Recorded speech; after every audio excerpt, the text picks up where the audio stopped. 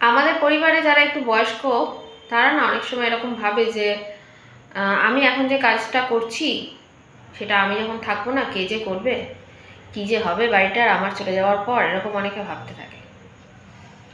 তো এই ভাবনাগুলো না একদমই দরকার নেই। কারণ যে ভাবনা আমরা ভাবতে থাকি সেই মায়াতে আমরা জড়িয়ে যাই। যেমন কেউ হয়তো ঘরের জিনিসপত্রগুলো, কাঠের জিনিসপত্র নিজে নিজেই রং করে ফেলে, আর সে ভাবছে যে আমি চলে গেলে আর এগুলোর কোনো যত্ন হবে না, এগুলো তো এরা যারা আছে তারা ফেলেই দেবে, কারণ এটা কেউ রঙই করবে না এরকম নিজের হাতে। তো এইসব ভাবার কোনো দরকারই নেই, পরে কে করবে না করবে কোনো দরকার নেই। আমি যতক্ষণ আছি আমি যেটা পারছি সেটা করাই বেটার। এই মায়াতে জড়াতে জড়াতেই আমাদের জীবন কিন্তু চলে যায়।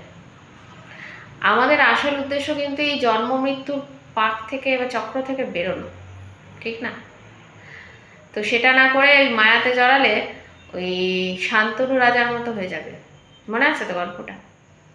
রাজা শান্তনু সেই শিকার করতে গিয়ে আর বনের মধ্যে এক হরিণ শিশুকে দেখতে পায়। তার কষ্ট দেখে সে ভাবে যে একে বনে ফেলে রেখে গেলে এ হয়তো মারাই যাবে, বলে প্রাসাদে নিয়ে আসে। তারপর তাকে খাবার দেয়, যত্ন করে, বড় করে। তারপর এক সময় রাজা যখন মৃত্যু পথযাত্রী, তখন ভাবে যে আমি মারা গেলে একে কে দেখবে। এই ভাবতে ভাবতে মারা গেলেন যখন, তখন তার ওই মৃগজনিতেই জন্ম হলো। তাই আমাদেরও মায়ায় কোনো জড়ানোর দরকার নেই। আমি যতক্ষণ আছি যেটুকু পারছি সেটুকু করি, ব্যাস। পরে কি হবে না হবে পরের যারা থাকবে তারা ভেবে নেবে।